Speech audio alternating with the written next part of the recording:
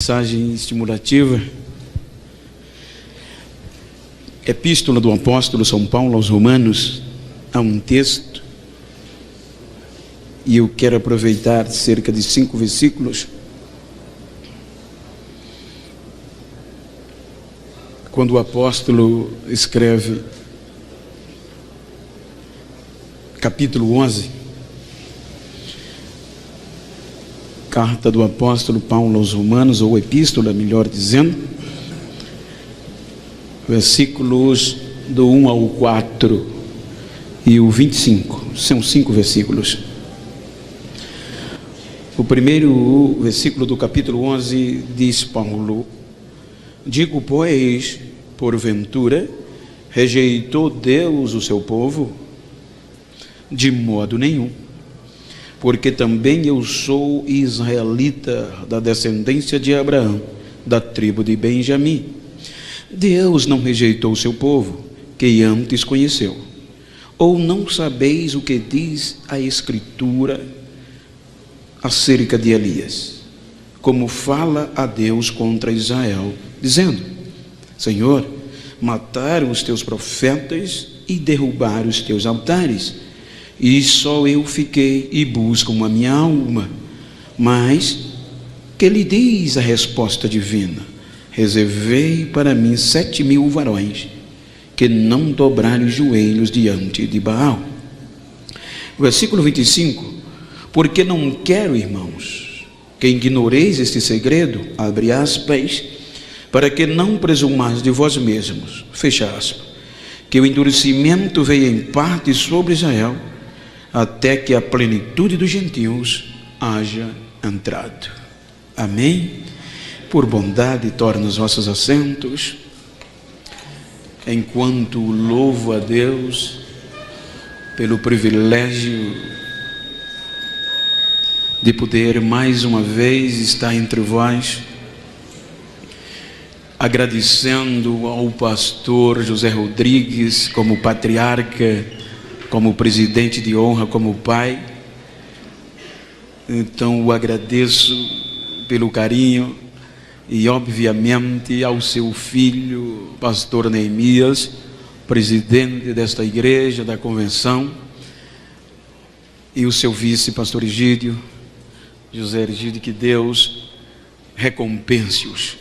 Quero fazer recíproca as palavras do pastor presidente acerca do carinho, da admiração e da sua coragem, de mesmo sabendo que eu não sou essas coisas, mas me deu o privilégio de ser seu amigo.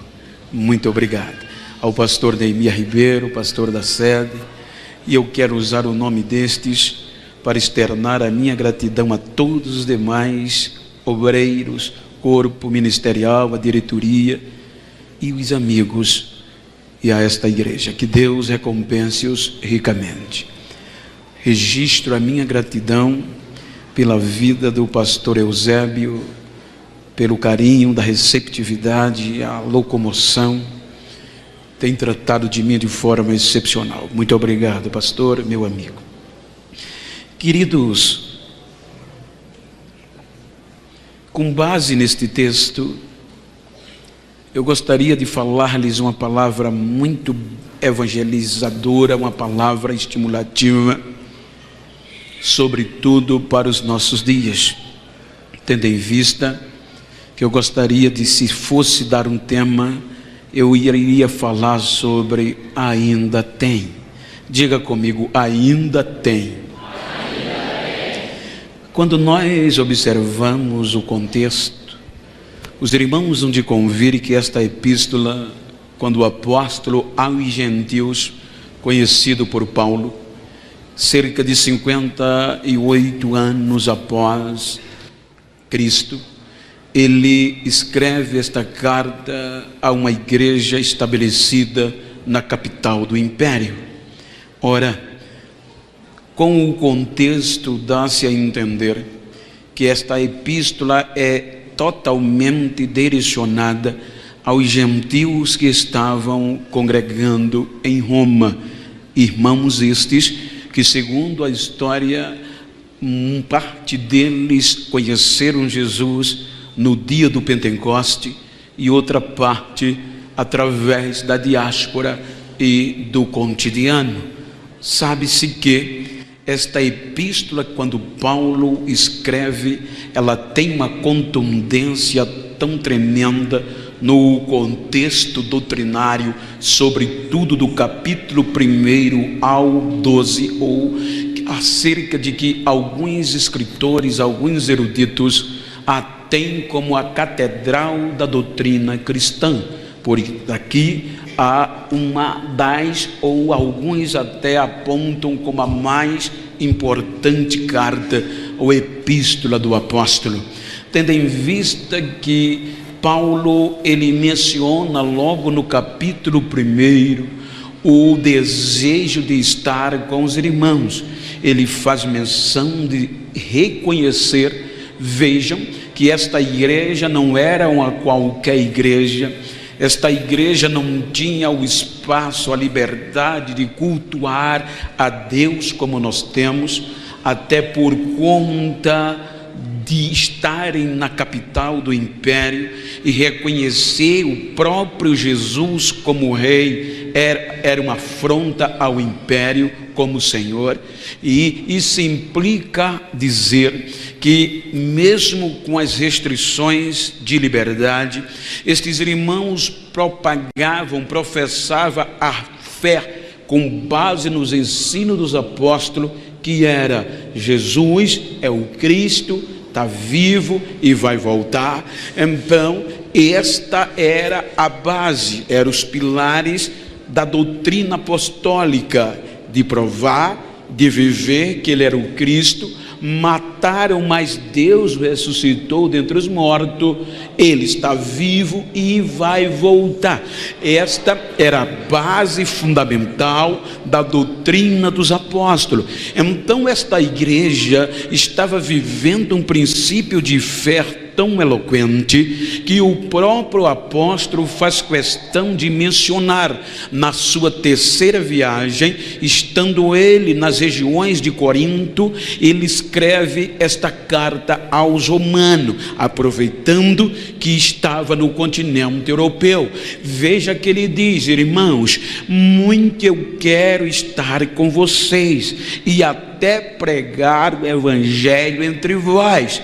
Eu sou devedor, eu tenho conhecimento que sou devedor tanto a grego como a bárbaros. Ou seja, ele diz: mas até agora eu fui impedido. Então ele reconhece: mas eu tenho, louvo a Deus pela fé que vocês têm, que esta fé é conhecida em todo o mundo. Vejam que os gentios que congregavam em Roma, eles professavam uma fé pentecostal em Cristo, mesmo diante das restrições, a ponto que se espalhou o contexto da fé da igreja estabelecida em Roma. Então Paulo vai falando do seu apostolado, das suas prisões, ao chegar que tudo isso não o envergonhavam do evangelho. Então ele vai falando, motivando, disseminando. Quando chega no capítulo 10, a gente entende que agora ele bate de frente com os gentios, ou seja, ele ensina e agora ele exorta acerca do que ouviu que estava acontecendo. Quando nós observamos o teor, esta igreja era composta na sua maioria de gentios. Então a Bíblia diz que o apóstolo no capítulo 10 abre o leque, como apóstolo aos gentios, uma autoridade ministerial. Ele chama a atenção, porque nas entrelinhas percebe-se o quê? Que os gentios que conheceram Jesus e o poder pentecostal estavam vivendo um período de alegria e de autossuficiência tão grande que achavam que Deus tinha substituído os judeus e largar os judeus para trás. Em síntese, eles achavam que Deus tinha dado mais prioridade a ele, e esquecendo Deus de Israel, os gentios queriam esquecer, tomar a supremacia dos judeus. Então é quando Paulo faz alegoria. Os irmãos hão de perceber que no capítulo 10 e 11 é justamente entre gentios e judeus. É aqui que ele usa o poder. Veja que no capítulo 10 ele diz: irmãos, eu oro pela salvação de Israel. Mas no capítulo 10 ele diz o seguinte: irmãos, Israel rejeitou a justiça de Deus, querendo vivenciar, priorizar a sua própria justiça, ou seja, esquecendo e não valorizando a justiça de Deus. Síntese, ele diz: Israel perdeu o foco, Israel perdeu a noção, e Deus chamou a si, mas eles não deram ouvidos. Aí ele fala: eles tinham Moisés, que era a lei, e tinha os profetas que lhes falaram, mas eles não ouviram. E ele implica dizer, e os irmãos sabem que o crer é pelo ouvir, e eles ouviram a palavra de Deus, mas não deram sentidos. Aí quando chega no capítulo 11, ele diz: irmãos, vocês estão pensando, ora que é diretamente aos gentios, vocês estão pensando que Deus rejeitou o seu povo que antes conheceu?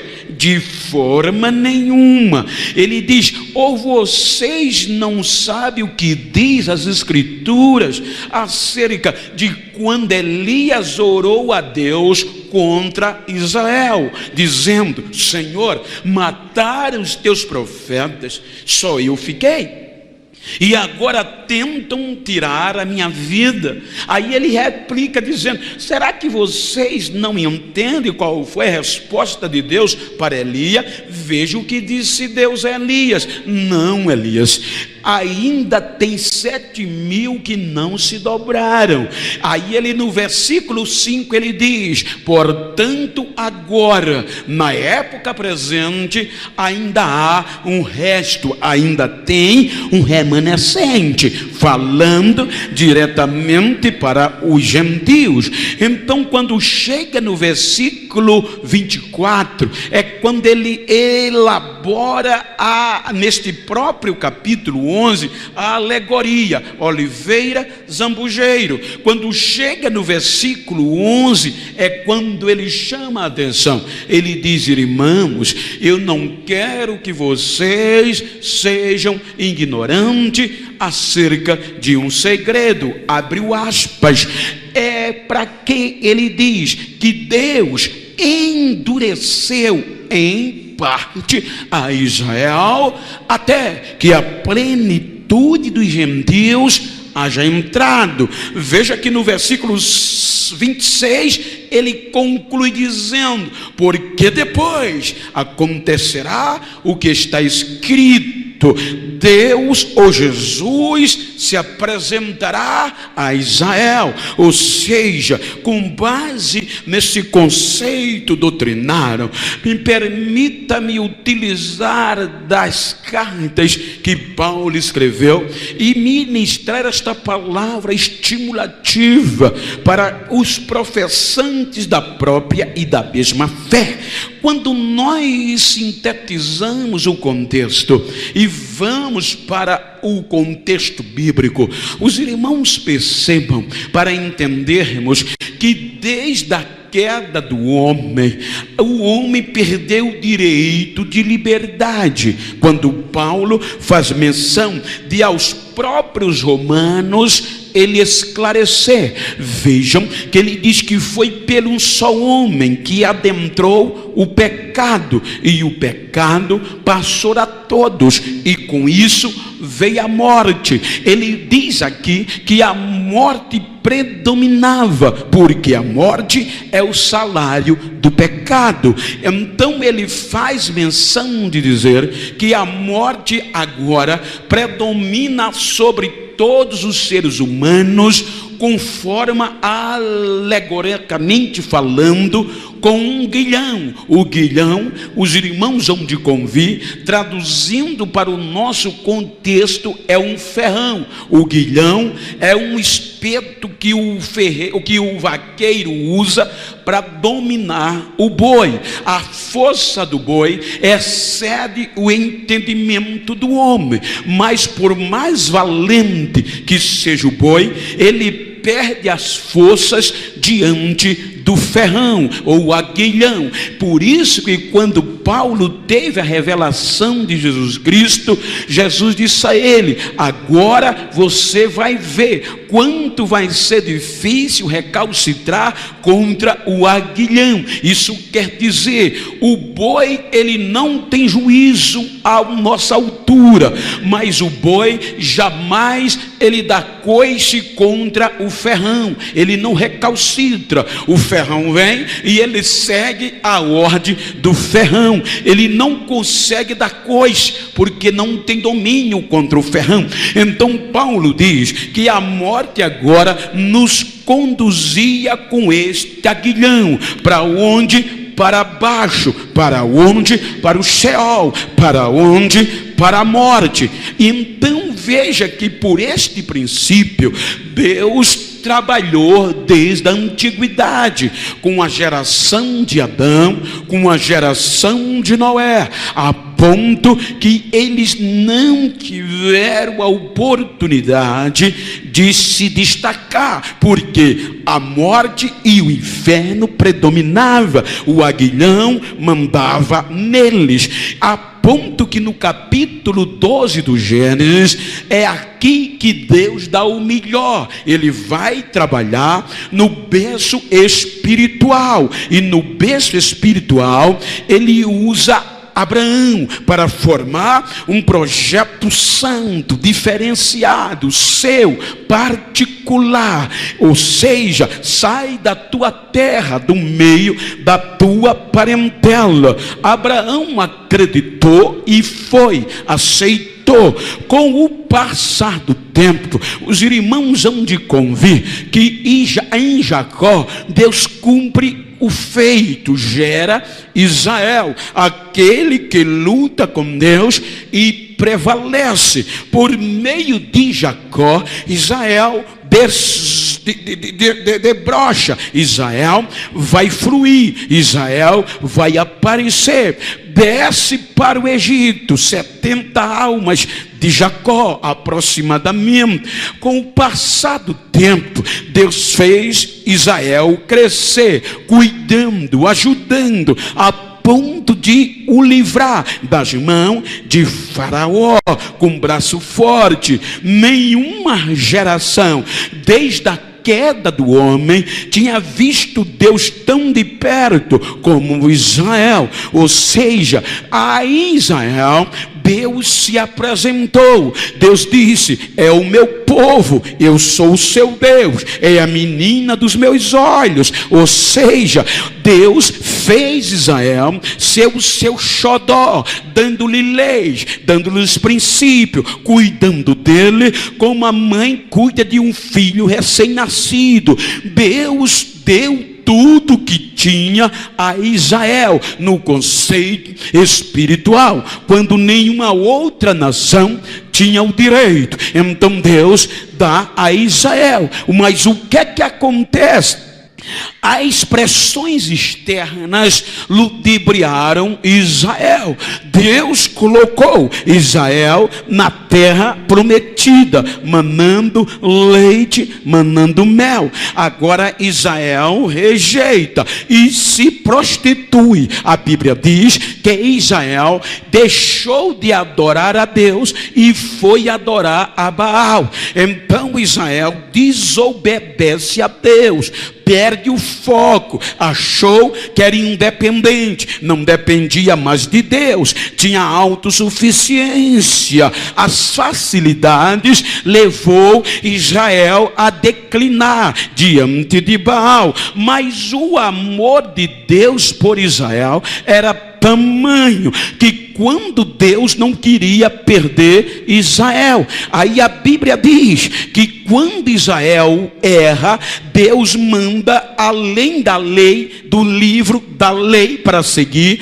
profetas. Os profetas entram em Israel, todos eles, a maior parte, em tempo de declínio, em tempo de desvio. Os profetas entram, mas Israel rejeita e não quer ouvir os profetas. Então Israel vai neste procedimento de altos e baixo, a ponto que Israel chega ao ápice da desobediência. Quando Israel está no ápice da desobediência, tanto o norte como o sul, Deus permanece o amando. Aí Deus usa Isaías para divertir Judá e usa Oséia para divertir o norte. Os irmãos vejam o que é que Deus faz por amor a Israel.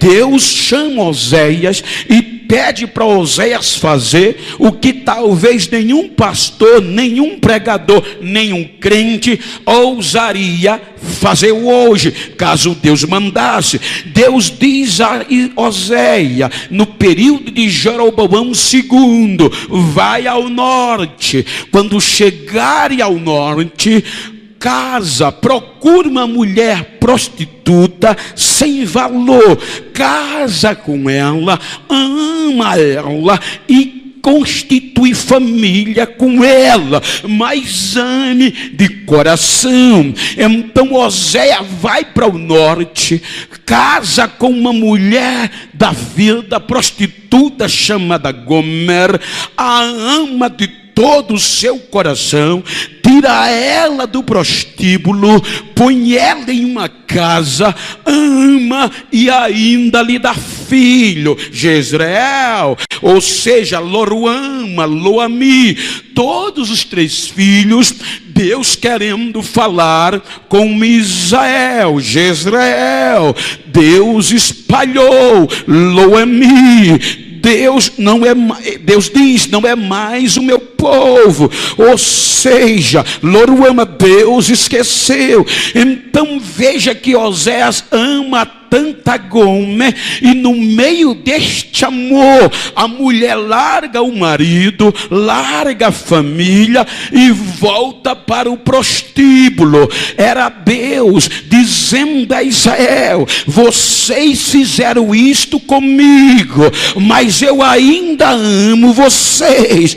Vocês voltaram-se para Baal e não me conhecem mais. Veja que o amor de Deus é tão grande que no capítulo 2, versículo 14 por diante, olha o que é que Deus faz. Deus diz através de Oséias: mesmo depois de tudo isso, eu vou falar com ela, vou atraí-la para o deserto, e só nós dois a sós, vou falar-lhe ao coração. O que é que Deus estava dizendo? Eu vou atrair a Israel a voltar a ser o que era, a voltar ao começo, a voltar a ser o que eles tinham. E se ela me ouvir e voltar para o começo, eu vou falar do meu amor ao coração dela,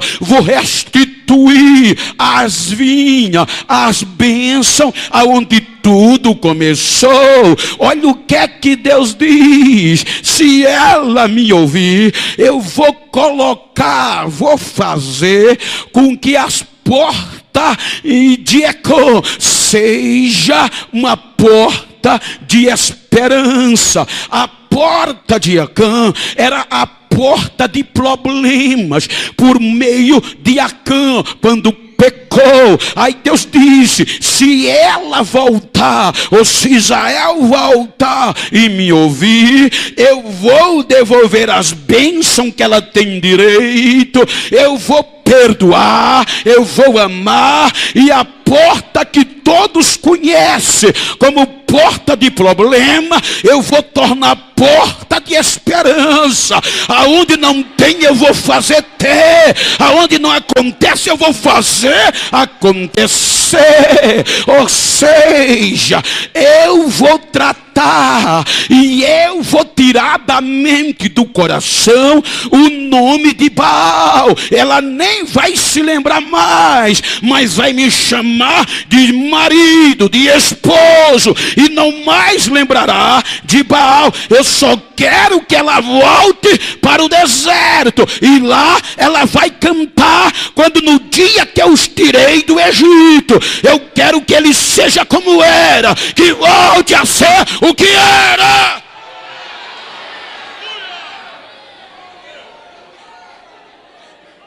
Mas Israel não deu ouvidos. Israel não quis voltar. Aí Deus nos usa Isaías. E veja que o capítulo 10, Paulo termina com isso. Quando Judá também não quis voltar, olha o que é que Deus diz a Judá: eu amo vocês mais do que o que vocês imaginam. Eu não posso me esquecer de vocês. Ainda que uma mãe se esqueça de amamentar o filho do seu ventre, eu não posso me esquecer de vocês, ainda que ela esqueça.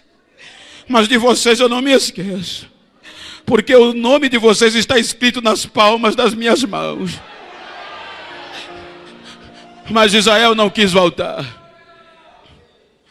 Aí é o que Paulo usa como referência, que Deus usou Isaías para dizer: Israel, eu vou meter ciúme em vocês também. Eu vou colocar ciúme em vocês, com um povo que não é chamado povo. Ele diz: eu fui achado pelo um povo que não perguntava por mim, e eu me apresentei a um povo que não se chamava pelo meu nome. O tempo dos gentios começa aqui, quando Israel não quis mais saber de Deus. Deus manda Israel para o cativeiro, e mesmo assim não o abandonou. Um profeta falso dizia: vai ser rápido, só vai ser 2 anos e o cativeiro vai passar. Aí Deus diz a Jeremias: coloca uma canga de madeira no pescoço. Imagina o que é que Deus faz. O profeta agora começa a andar com a canga como se fosse um boi, para falar com Israel. E Israel quebrou a canga do pescoço de Jeremias. Aí Jeremias diz: que bom que fosse só 2 anos. Quando quebra uma canga, aí Jeremias vai embora triste. Aí Deus diz: volta. Porque eles quebraram a canga de madeira, mas agora eu vou colocar uma canga de ferro. 70 anos. Jeremias volta e diz: são 70 anos. E para você saber que é Deus que fala na minha boca, falso profeta, este ano você vai morrer. E o profeta morreu. Deus usa Ezequiel para confortar Israel. Deus usa Jeremias para escrever uma carta para Israel. Uma carta para dizer aos do cativeiro o que eu penso de vocês. E na carta Jeremias escreve dizendo: Deus tem pensamento de paz. Deus não se esqueceu de vocês. Ele vai tirar vocês daí. 70 anos. Quando Israel estava os pedaços, os cacos. Quando ninguém acreditava. O amor de Deus era tão grande que Deus vai buscar Israel dos cacos e traz de volta para Jerusalém. A ponto que as próprias nações se admiravam. Eles próprios diziam: grandes coisas fez o Senhor conosco. Quando Israel volta, não quis ser mais o mesmo. Veja que Deus usa os profetas após exílio com mensagem restauradora. Deus usa a boca dos profetas após exílio para motivar Israel a voltar para o começo. Mas eles não quiseram mais. Profetas que falavam: voltem a ser o que era. Vocês sabem que o templo passado foi destruído, mas vocês desestimularam. Mas Deus está pedindo que vocês voltem a ser o que era. Volta para Ele. Porque a glória da segunda casa vai ser maior do que a primeira. E vocês vão ver de novo a diferença de quem serve e de quem não serve. Mas Israel não ouviu. Aí Deus resolveu silenciar. Deus resolveu calar. E por cerca de 400 anos não falava mais com Israel. Nem por revelação. Não mandou profetas. 400 anos se passaram. Israel se politizou. O Império Romano predominou. E agora o ofício sacerdotal tinha cunho político. 400 anos depois. Aí Deus resolve mandar um profeta chamado João Batista. Para quê? Para preparar o caminho.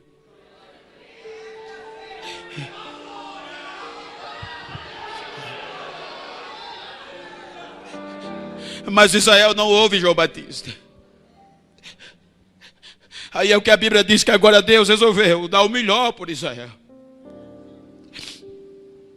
Deus resolveu dar o seu único filho. Porque para Israel não tinha outro povo igual a ele. Veja que Jesus entra para trazer Israel de volta. Mas Israel rejeitou. É aqui que Paulo diz, no capítulo 10, que Israel rejeitou a justiça de Deus, dando prioridade à sua própria justiça. Veja que quando João escreve o Evangelho, ele não escreve antes de Jesus. Ele escreve anos depois de vida, paixão, morte e ressurreição. A ficha caiu, ele entendeu e o Espírito Santo revelou. Veja que quando Jesus vem, João começa a explicar no capítulo 1, no princípio era o Verbo. O Verbo estava com Deus porque o Verbo era Deus. Todas as coisas foram feitas por meio dele, sem ele nada do que foi feito se fez. Ele era a luz que ilumina todos. A luz resplandeceu, mas não o conheceram.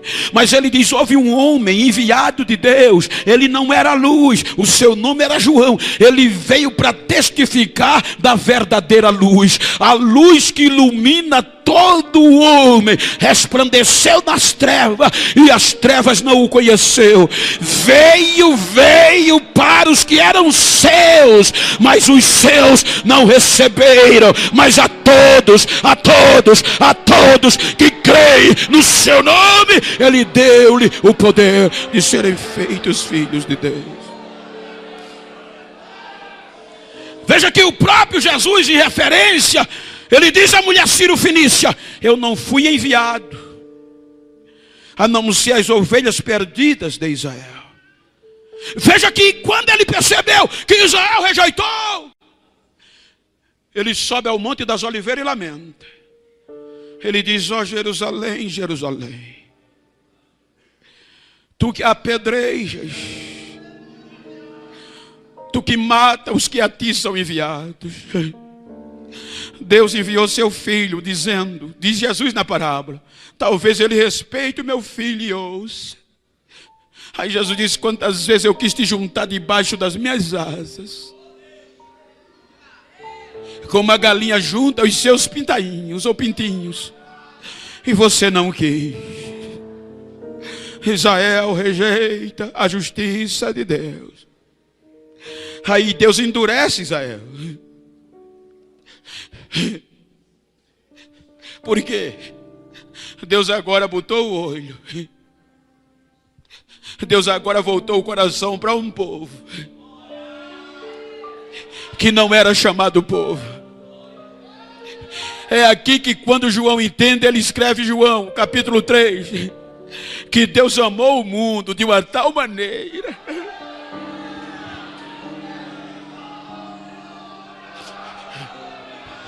Israel achava que Deus não ia gostar do outro povo.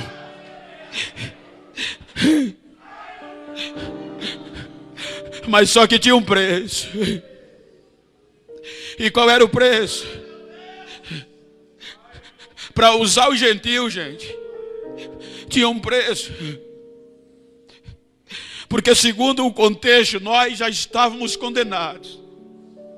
E com base nessa condenação, eu vou usar um conceito histórico de alguns historiadores que dizem que na antiga Grécia, me permita os juristas, os doutores, advogados, a minha ignorância, mas a história diz que quando na antiga Grécia, nesse tempo, quando alguém se tornava réu de um crime, que ia ser julgado perante o magistrado, e o veredito era condenação, os soldados, os carcereiros ou meirinhos, pegavam o condenado, levavam para a cadeia, e em cima da cela colocavam uma escrita condenatória com o nome, por exemplo, pastor Neemias Ribeiro. Na cela dele estava em cima pastor Genival Bento, exemplo, estava em cima o meu nome, o nome dele, e aí abaixo condenação, pecador, tempo de sentença eterna, e ali era grudada esta escrita, e ninguém podia tirar até inocentá-lo. Ou seja, então todos desciam. É com base nesse contexto que diz alguns eruditos que Paulo, quando escreve aos gentios de Colossos, ele fala disso. Ele diz no capítulo 2 que havia uma escrita condenatória que era contra nós nas suas ordens. Ou seja, os gentios estavam condenados. Então havia um preço a pagar para justificar. Então é aqui que para libertar os gentios, a morte jogava para um lugar diferenciado. Só Israel, só descendente de Abraão, tinha promessa, tinha o direito de ser de Deus. Os gentios não. Então tinha um alto preço. É aqui que João faz nos entender que o amor de Deus foi tão grande que ele deu o seu único filho a ser submetido pelos judeus na cruz. Os irmãos hão de convir que o próprio Jesus, ele disse que o Pai, que se quisesse, tiraria ele da cruz. Mas Israel tratou Jesus como um qualquer, como até hoje. Ou seja, os ortodoxos, ele vai ser crucificado. Eles põem o sofrimento, dilacera Jesus, faz o processo de maior criminoso, quando Paulo diz que Jesus assume as nossas culpas, os nossos erros, o nosso pecado, que Isaías já havia dito, estava sobre ele. Ele vai à cruz, martirizado, sofrido, dilacerado. Os judeus pensavam que era o fim, mas só estava começando. Deus endureceu a Israel. O que eu acho lindo são os fenômenos sobrenaturais, porque 9 horas da manhã, quando crucificaram, quando levantaram a cruz, parecia normal. As 3 primeiras horas da crucificação foi de festa para os judeus. É mais um morto, é mais um falido. Calaram a boca de Jesus. A Bíblia diz: meio-dia, o sol entrou em ação. O sol perdeu o brilho, houve escuridade, não foi eclipse, disse, porque era Páscoa, e como os judeus eram regidos pelo calendário lunar, eles não faziam a Páscoa em tempo de eclipse ou chuva, era tempo de sol, era verão, ou seja, agora o sol escurece, já chama a atenção de alguns. Eu quero abrir um parênteses só para falar o que eu já disse que eu acho lindo, é que a física aqui quebra a cara, porque quando a gente estuda física, a física nos ensina que o sol produz luz própria e calor, e ele se esquece da fé, quando o Gene diz que foi Deus que criou os dois maiores luminares, enquanto a ciência diz que o universo é fruto do Big Bang, uma explosão, uma evolução, a Bíblia diz, foi Deus que disse, haja o luminar maior, e ele vai governar o dia, e o menor a noite. Então foi Deus que colocou glória no sol, até porque o sol, diz a física, que é o que tem maior glória. Diz a física que o sol produz no núcleo, na coroa central, 15 milhões de graus Celsius, é muita glória. O Albert Einstein, quando falava de física, ele dizia que os raios do sol são tão potentes que os raios das estrelas se encurvam diante dele. Nenhum astro é capaz de escurecer o sol, mas agora o que colocou glória nele, quem tinha glória maior, estava na cruz. A glória do sol foi suprimida pela glória da cruz. De meio-dia até as 3 horas houve trevas, e ninguém explicava. O que eu acho lindo é que quando deu 3 horas da tarde, Jesus brada no alto da cruz, a inocência do gentio, o preço da condenação foi pago. Aí Jesus grita, Pai, está consumado, eu paguei, eles estão livres, agora pode usar, pode sacudi-los, pode derramar o seu Espírito sobre eles. Ei. Aí Mateus diz, gente, que houve um abalo sísmico, houve um terremoto de magnitude imensurável, porque, salvo engano, o serviço geológico diz que o índice maior da magnitude, a escala Richter, é de 9,5, salvo engano é 9, falha a memória, mas isso implica dizer que o maior terremoto até hoje na história foi de 9,5, derrubou casa, deu tsunami, devastou o Chile, mas este aqui, com o grito do pagamento do gentio, foi maior. Quando Jesus bradou, está consumado. Terremotos são causados pelas placas tectônicas na superfície embaixo da terra, na proximidade, quando elas trombam uma na outra. Quando Jesus disse, Pai, está pago, os gentios estão livres, eu justifiquei, eu inocentei, eu paguei, eu não pequei. Quando ele disse, está consumado, aí as pedras lá embaixo começaram a bater uma na outra. E o que? A Bíblia não diz, não caía a casa, não caiu o prédio, não deu tsunami. O que era que acontecia, pastor? Era a pedra gritando para a morte, morte, ele venceu, eles estão livres, você vai ter que botar para fora todos que estão aqui embaixo. Aí Mateus diz, enquanto a pedra batia, os sepulcros se abriam e os mortos eram ressuscitados, ele pagou o preço.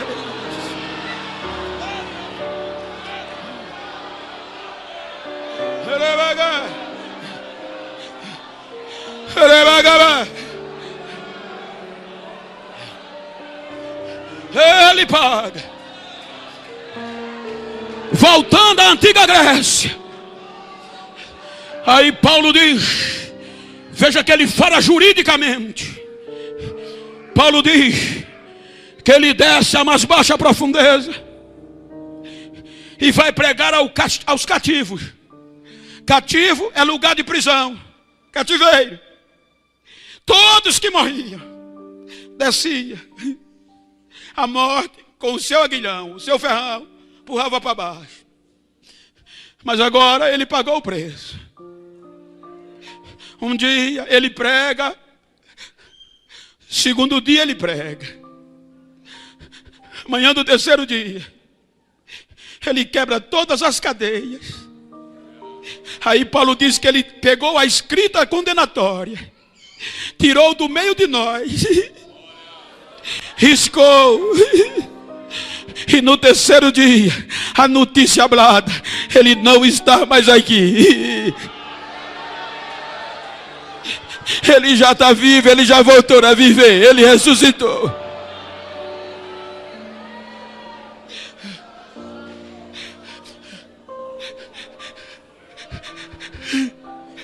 Agora me permita, os estudiosos, e me corrijam a minha ignorância. O que eu acho lindo é que o Código Penal de os países desenvolvidos, principalmente democráticos, eles dizem que nenhum ser humano pode ser julgado duas vezes pelo mesmo crime. Ou seja, se eu fui acusado de um crime e eu fui julgado, mesmo depois que eu confessar, eu não posso ser mais julgado porque já foi julgado. Eu não posso ser julgado duas vezes pelo mesmo crime. Aí quando Paulo escreve aos romanos, os gentios, no capítulo 8, o que é que ele diz? Portanto, agora, meus amados irmãos,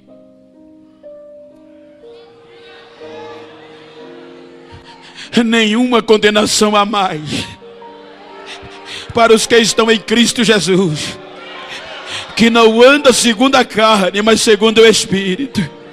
Isso implica dizer: ele já pagou. Olha para quem está ao outro lado e diz: eu já estou livre, eu fui inocentado. É por isso que hoje a gente está aqui e o inferno não acredita. Hoje a gente está aqui e diz: eu pequei mesmo, eu errei, mas eu já fui julgado e fui inocentado na cruz. Eu já fui julgado e já fui inocentado. Eu estou livre, eu estou livre. Quem está livre aqui? Quem está livre? Da glória!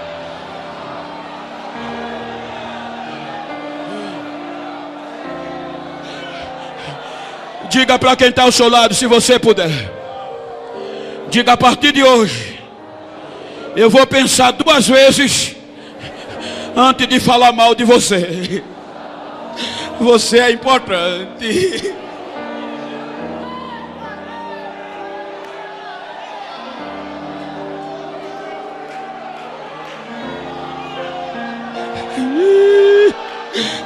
Quem está livre, quem está livre, quem está livre.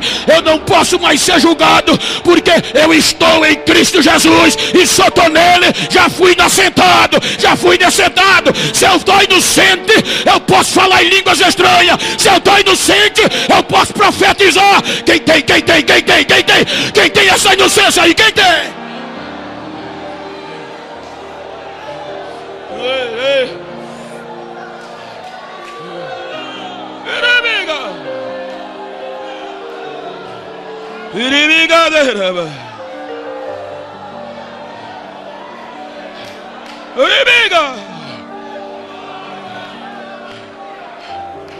Vejam,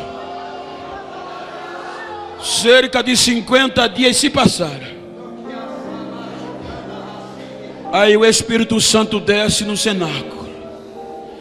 O Espírito Santo desce sobre judeus, não sobre gentios. Veja que eles próprios disseram: não são todos eles galileus? A ponto que os judeus, mesmo os convertidos, entre eles os apóstolos, não acreditavam que Deus fosse amar os gentios a ponto de derramar a sua presença.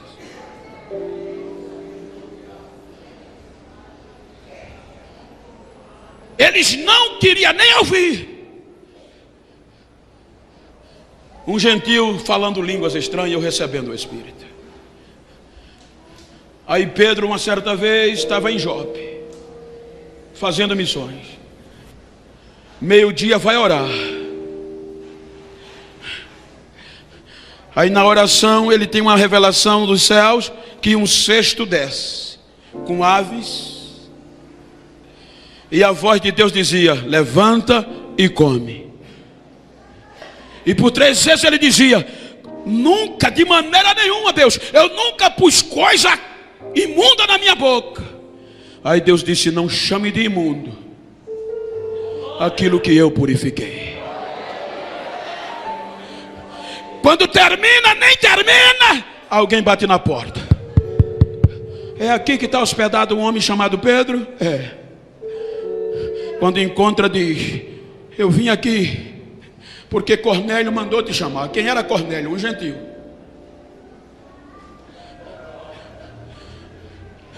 Aí conta a revelação e Pedro vai.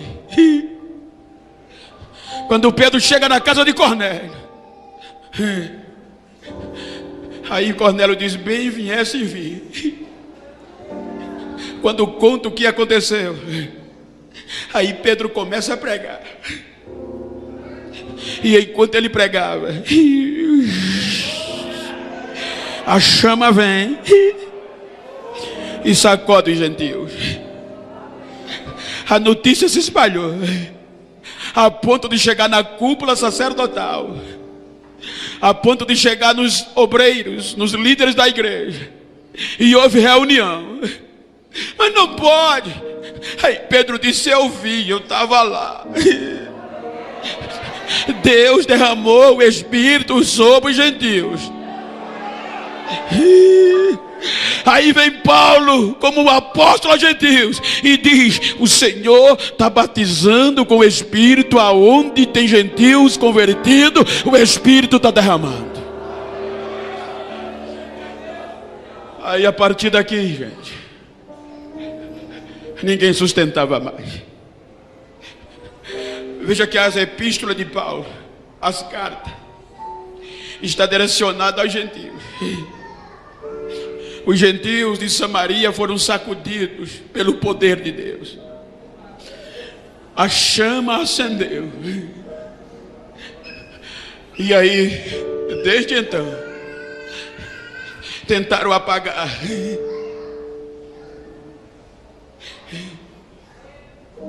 Mas não conseguiram.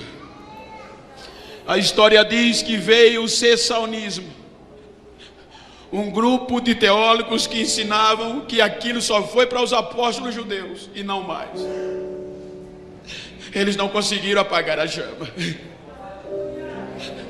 Deus continuou derramando o seu Espírito sobre os gentios. Vem o liberalismo teológico.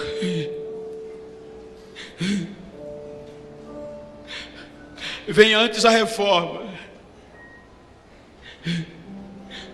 Porque desde o 4º século ao 5º, a igreja deformou, perdeu a doutrina dos apóstolos. E o representante da igreja romana, no contexto do catolicismo, as suas aparições, as suas escritas valiam mais do que a Bíblia. Aí vem o liberalismo teológico.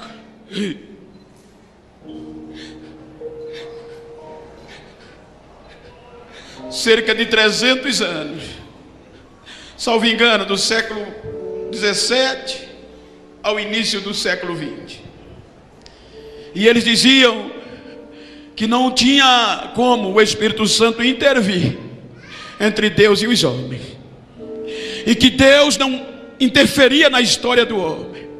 Então o conhecimento empírico era o que prevalecia. Agora era vergonha falar línguas estranhas. Agora só o conhecimento predominava. Quase 300 anos de frieza. Quase que apaga. Mas no final do século XIX, início do 20, Deus sacudiu o continente europeu. O avivamento caiu de uma tal forma na Europa, que a história diz que o culto só tinha hora para começar. Mas ninguém sabia a hora que ia terminar. A revolução pentecostal tomou conta da Europa.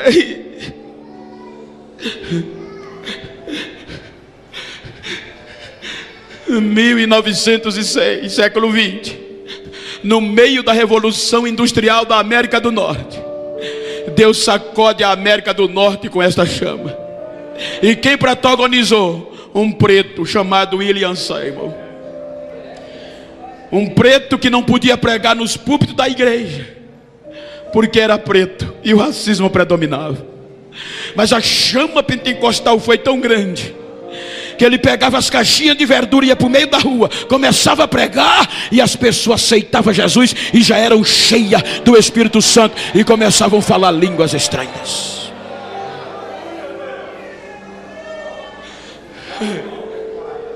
Em 1910,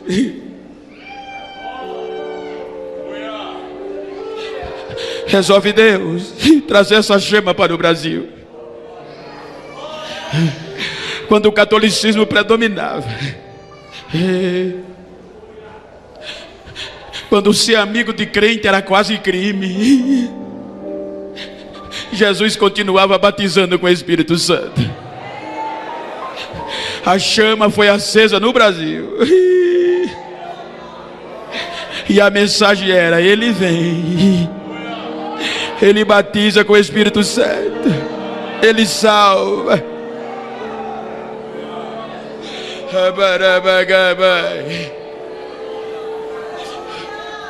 Chegou o século 21. Esta chama, gente, foi acesa, e muitos homens que estão aqui vivenciaram antes de eu mesmo nascer, e muitos que estão aqui. A chama pegou Zé Rodrigues, pegou pastor José, saiu pegando. E eu louvo a Deus que esses homens não tinham o privilégio que a gente tem, mas seguraram a tocha. O que eu acho lindo é que no período de Olimpíada há uma chama que é acesa e roda quase todo mundo. Só se apaga quando a Olimpíada termina. E eles pegaram a chama, gente, acenderam em Betim,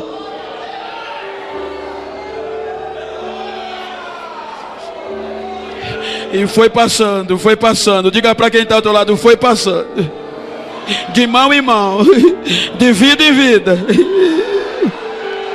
Pode chover, não vai apagar.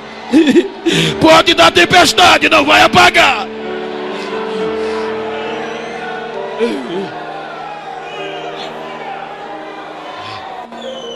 O que é que o senhor quer dizer, pastor?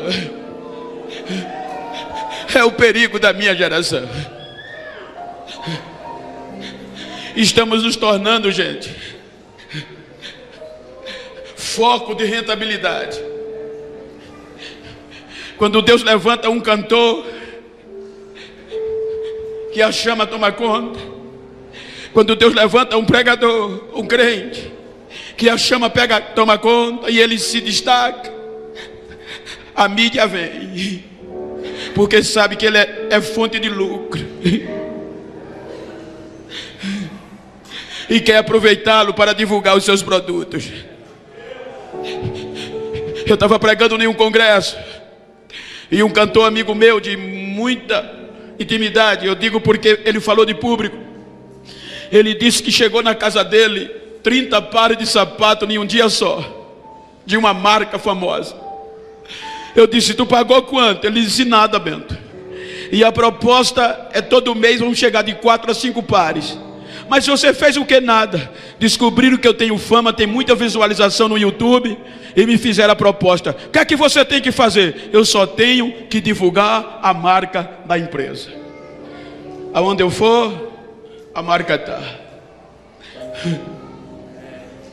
Estava pregando numa igreja no estado, não vou citar questão ética, e uma cantora famosa, quando a gente ia para o hotel, ela pôs a mão no vestido e disse: olha, Bento, a grife. Sabe quanto é um vestido dessa grife? Não tem nem imagino, não uso vestido. É muito caro. Mas eu não paguei nada. Todo mês chega um kit. Mas o que é que vocês fazem? Eu só tenho que divulgar a marca da grife.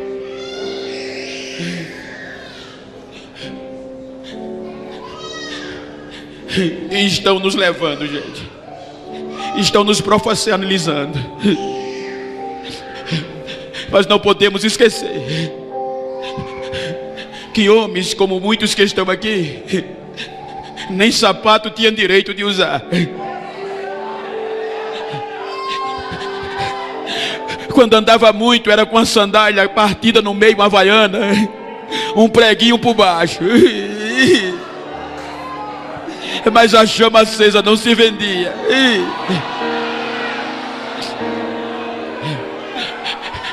Homens que com essa chama saía evangelizando, sem cobrar cachê, nada contra, sem ter hotel 5 estrelas, perderam muito, é bom demais, mas a chama não apagava. Homens que eu conheço história que colocava banana verde na mochila e saía para evangelizar, e comia banana madura antes de voltar. A banana amadurecia dentro da bolsa enquanto eles pregavam. Homens que chegavam para pregar, levava tomatada na cara.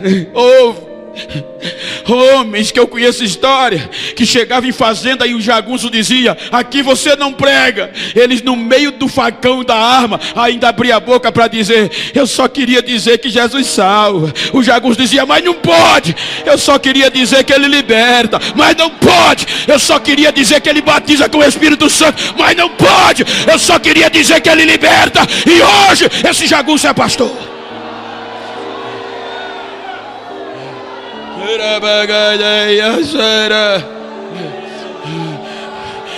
Ei, quando me ligaram, que me disseram: Bento, tu tá famoso. Eu tô famoso, tá? Tem milhões de visualização. Em quê? No YouTube. Eu disse: eu não olho. Mas Bento, do jeito que você tá conhecido, se tu cobrar 5 mil reais uma noite, o povo dá. E dá mesmo, que eles fazem propostas. E a gente soube que você não cobra. Nunca precisei. E Deus tem cuidado de mim. Mas Bento, deixa a gente ser tua assessoria. Faz o seguinte: a gente vai cuidar das agendas, dos voos. Você só vai nos dar 30%. Deixa que a gente dá preço, para você não botar a cara para bater. Deixa que o preço é nosso. É 70% seu e 30% nosso. Você vai ficar rico rapidamente. A gente já faz isso aqui. Não, não posso. Mas por que não posso? Não, não devo. Mas Bento, a gente é famoso. A gente tem uma agência de poder. Não, não importa. Você conhece a Europa? Eu disse um pouco. 10 vezes por ano eu passo lá para pregar o evangelho. Conhece a América? Umas 10 vezes por ano eu sou convidado para lá para pregar o evangelho. Ora, qual é a tua agência? É maior do que a de vocês e muito. Qual é o nome do teu agenciador? Chama Jesus de Nazaré. Jesus de Nazaré. Diga para quem está ao seu lado: ainda tem. Diga: ainda tem. Aqui tem um, cadê o outro? Aqui tem um, aonde tem outro que não se vende. Ainda tem outro que tem a chama acesa. Aqui tem um, aonde está o outro? Aqui tem um.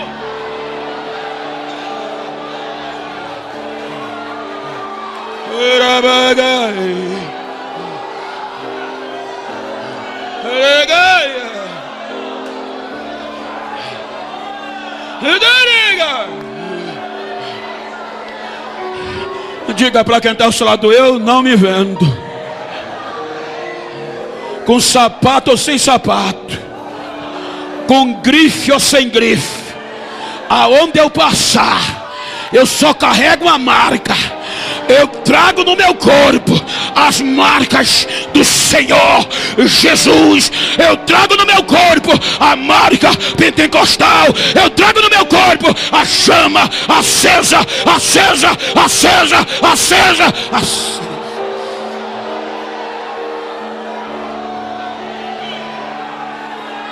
Muitas igrejas por aí, crítica construtiva, entendam, construtiva.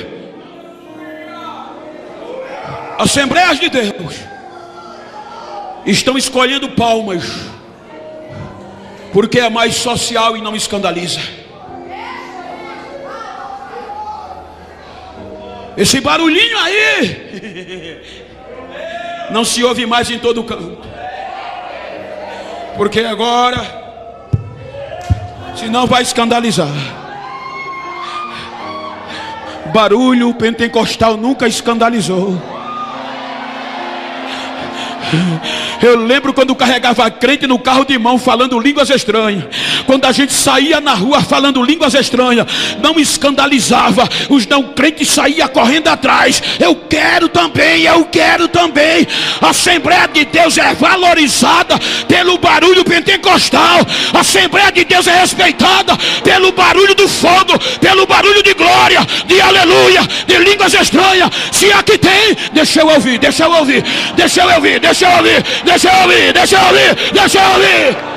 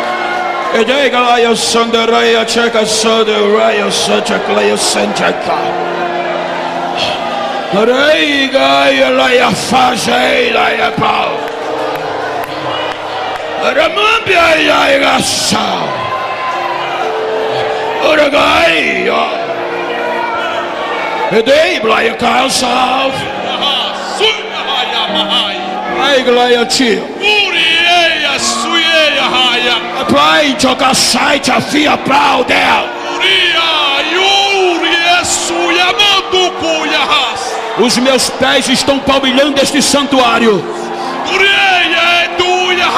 A minha presença está enchendo esta casa. A minha glória está renovando vidas. A minha unção está sacudindo este lugar. Diz o Senhor desta igreja. Diz o Senhor.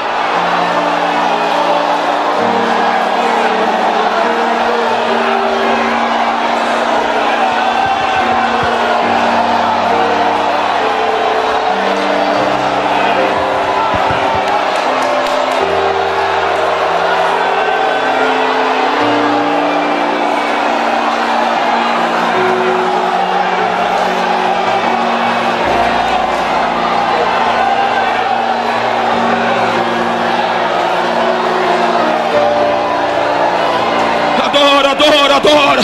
Quem tem línguas estranhas faz barulho. Quem não tem recebe agora. Da glória, da aleluia. Recebe batismo agora.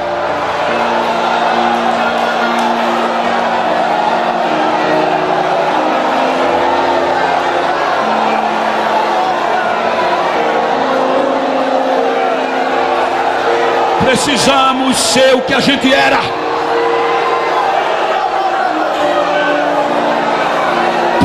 Disse aos romanos: cuidado, não faça como Israel fez, perdeu o foco, se iludiu. Aí Paulo diz: Deus não poupou nem ao seu povo Israel. Imagina vocês. Ele disse: Deus não poupou Israel, que eram os ramos naturais. Imagina vocês que foram tirados dos zambujeiros. Ele disse: sabe por que Israel foi endurecido? Pergunta para quem está ao teu lado. Diga: sabe por que Deus endureceu Israel? Diga para ele: para você entrar.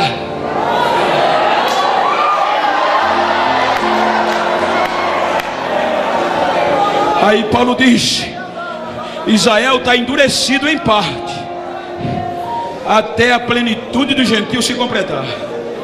O que é isso? Enquanto a trombeta não tocar, Israel vai estar lá. Enquanto a trombeta não tocar, o tempo é nosso, a hora é nossa. Então bate no peito e diz: é o nosso tempo, não posso perder um segundo. Ele diz: depois que os gentios tiraram da terra fora, aí Deus vai voltar com Israel em poder e glória. Mas enquanto não, a vez é nossa. Fica de pé, por favor.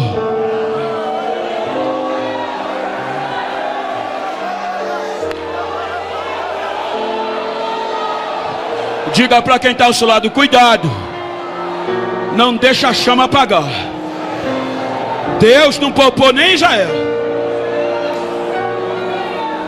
Se você pode, se você pode, se você quer, e se tem um crente abençoado do mesmo sexo ou íntimo perto de você, vira para ele aí. Me ajuda aqui, pastor Neemias, com todo o privilégio e respeito. Se é íntimo, se não for do mesmo sexo, vira para ele assim, ó. Olha para mim não, olha para ele. Já olhou? Já olhou mesmo? Diga para ele: não estou nem aí como você chegou nessa segunda.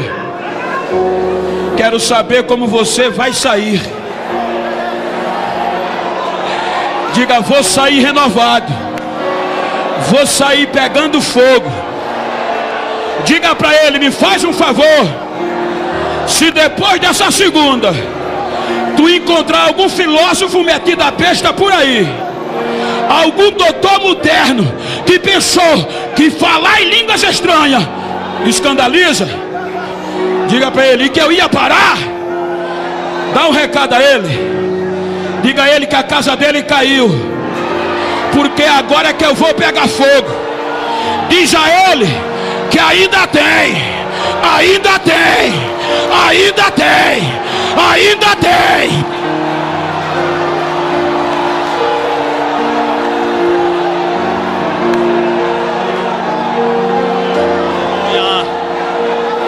Aleluia, aleluia. Se você é crente pentecostal, levante a sua mão e dê liberdade ao Espírito. A casa está cheia da glória de Deus, cheia da manifestação do Espírito nesta noite.